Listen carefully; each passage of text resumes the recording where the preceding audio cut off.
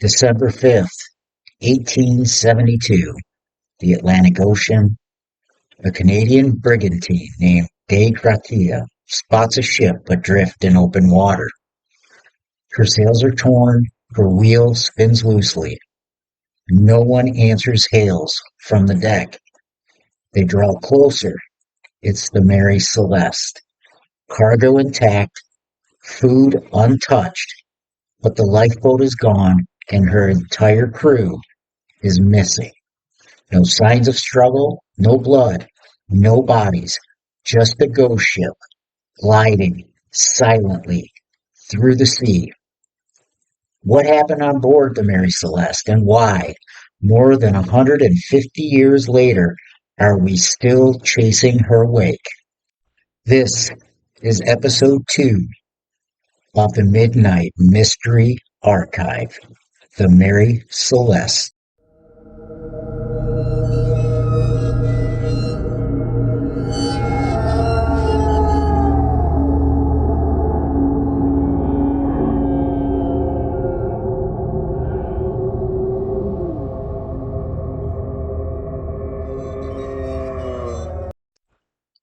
Before it was a mystery, the Mary Celeste was a ship, and before it was a ghost story, it was a voyage of hope. Launched in 1861 from Nova Scotia, she was christened the Amazon, a 100-foot brigantine, built strong and fast, but her early years were anything but charmed. On her maiden voyage, her captain fell ill and died. Then came collisions, storms, even a fire. Eventually sold, refitted, and renamed, she became the Mary Celeste in 1869. Some say a name change brings luck. Others say it only buries the curse deeper. By November 1872, she was docked in New York Harbor, preparing for a transatlantic crossing to Genoa, Italy. The man at her helm? Captain Benjamin Briggs. Briggs was no ordinary sailor. He was deeply religious, methodical, and respected by his peers and merchants alike. He'd commanded ships for years without incident, but something about this trip was different. Briggs brought his family aboard, his wife Sarah, gentle, well-read, and used to the rhythms of the sea, and his daughter Sophia, just 2 years old, blonde curls, big eyes, the kind of child who made even rough sailors soften. The Mary Celeste's cargo was 1,700 barrels of denatured alcohol, industrial, highly volatile, and undrinkable.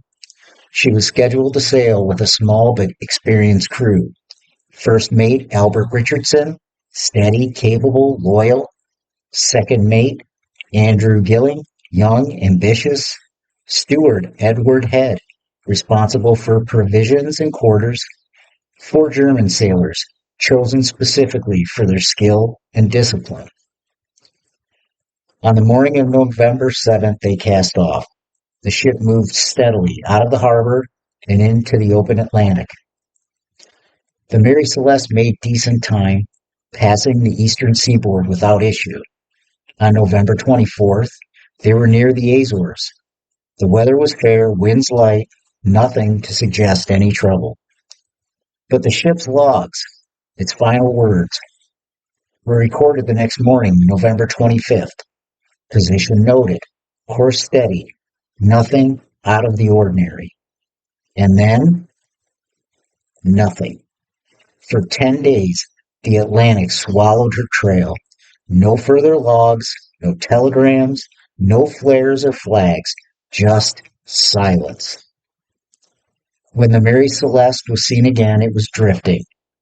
Her sails tattered, her lifeboat missing, her people gone. No one on board would ever be seen again. Not the captain, not the crew, not even little Sophia. 10 days after the Mary Celeste logged her final coordinates, she was seen again. It was December 5th, 1872. The Des Gratia, a Canadian brigantine out of Nova Scotia, was making her own way across the Atlantic. On board was Captain David Morehouse, a man who some say had dined with Benjamin Briggs just days before departure. Around noon, a lookout spotted something on the horizon, a vessel under partial sail, drifting. The De Gratia drew closer cautiously. The ship appeared sound, no distress signals, but something was clearly off. The sails were torn and hanging limp, the wheels spun loosely in the wind, and most notably, no one answered the hails. Morehouse sent a small boarding party led by his first mate, Oliver DeVoe. They climbed aboard. There were no bodies, no blood, no signs of violence. The Mary Celeste was still seaworthy, but barely. Below deck, the hold had 3.5 feet of water, but that wasn't uncommon for a vessel of her size. The cargo, 1,701 barrels of alcohol, was nearly untouched. The crew's quarters were in decent order. Their clothing remained, their boots, their pipes. In the captain's cabin, Sarah Briggs' sewing machine sat beside Sophia's toys.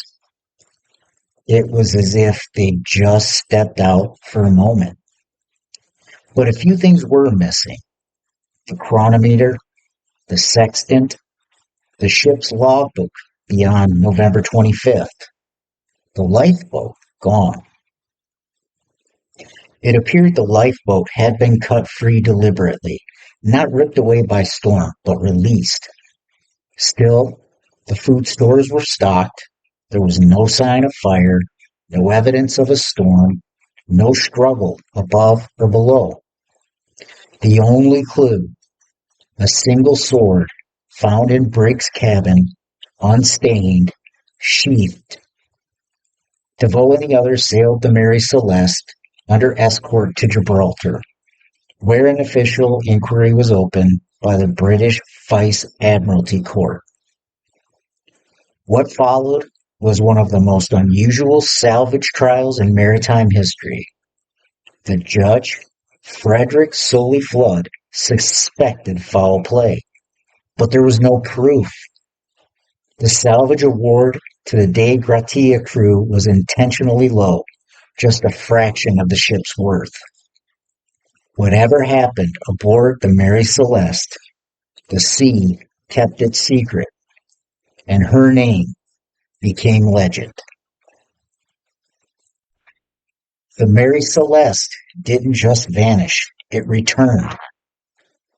But her crew did not, and the questions left in her wake would never truly settle. What could make a trusted captain, a devoted husband, a crew of seasoned sailors all abandon a perfectly good ship and never be seen again? Theories have swirled like the currents beneath her keel, some logical, some strange, some soaked in salt water and superstition. One of the most enduring theories centers around the ship's cargo, denatured alcohol, volatile and highly flammable. Some believe that a leak or pressure buildup in the barrels caused vapors to escape. A small spark, maybe from a lantern, could have triggered a minor explosion, not one that destroyed the ship, but one that terrified the crew. Briggs may have ordered everyone into the lifeboat temporarily, tethering it to the side while they waited for danger to pass. But then, perhaps a rogue wave or high gust snapped the rope, and they were adrift, watching their ship sail away. It's plausible, but no scorch marks were found. No broken barrels, just 9 empty ones, and one vanished crew.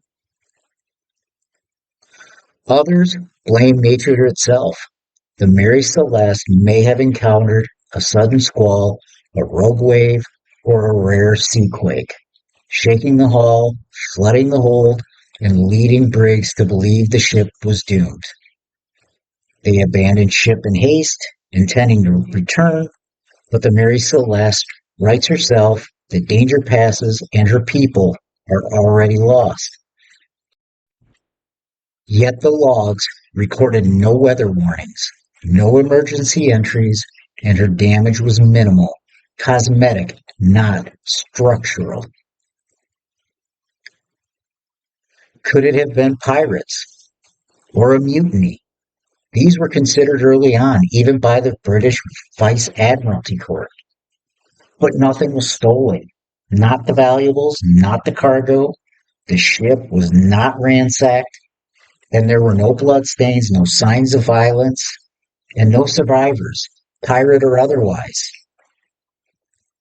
Some have suggested something darker still, that Captain Briggs, under stress or religious fervor, took his family and crew into the sea willingly, or that madness spread among the crew, a shared hysteria or a psychotic break.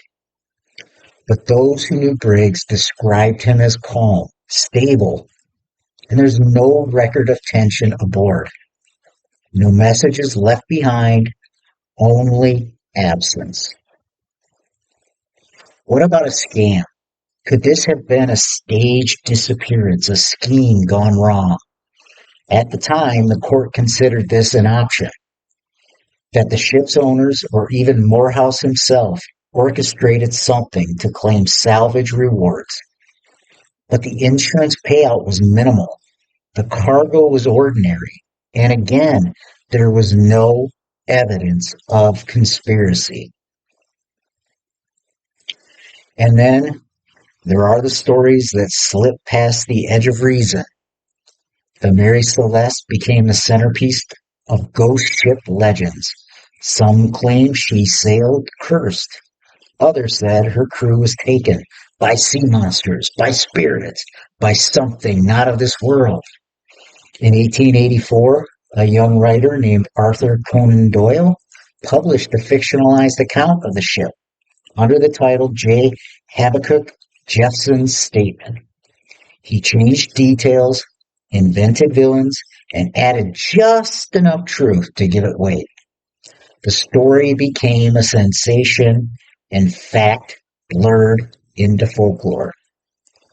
Once a mystery enters myth, it stops belonging to the courts.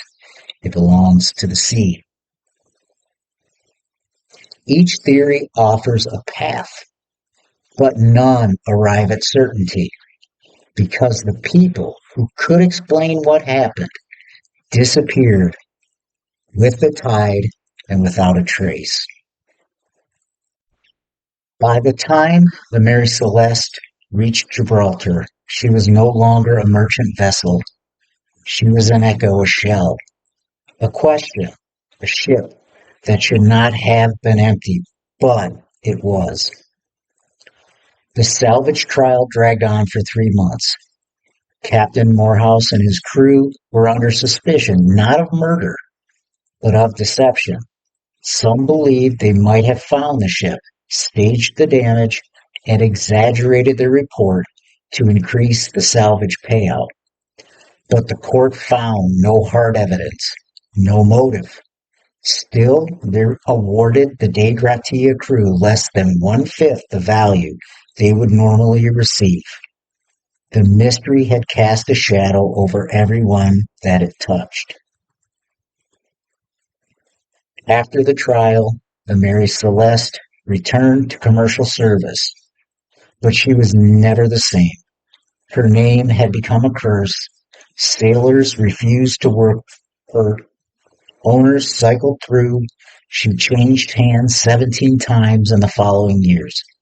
Her final captain deliberately ran her aground off the coast of Haiti in 1885, attempting to commit insurance fraud. She was deemed a total loss and finally, quietly, destroyed by the sea. But the ship's body was never what mattered most. It was the ghost she left behind. Writers, filmmakers, journalists, they all came calling. Arthur Conan Doyle's fictional retelling in 1884 was so convincing, many took it as truth. He invented mutiny, murder, even a survivor, and audiences devoured it. The Mary Celeste became the archetype of the ghost ship, referenced in novels, films, documentaries, all which blurred fact and fiction. In some versions, the ship is haunted. In others, she's a metaphor for the unknown, adrift, lost, and timeless. We are drawn to stories like this, not because they're complete, but because they're not. Because they invite us to wonder, to imagine, to reach into the fog that never lifts. There's something haunting about silence at sea. A ship adrift without crew, lifeboat, or last word. Was it fear? Was it fate? Or was it simply the sea? 10 souls vanished without violence, without warning. No wreckage, no farewell. A husband, a wife, a child. A crew trusted and seasoned. Whatever happened aboard the Mary Celeste remains locked beneath the surface, but her story, it sails on. This has been episode 2 of the Midnight Mystery Podcast. I'm Kevin. Join us next time as we unlock another mystery waiting in the dark. Until then, stay curious.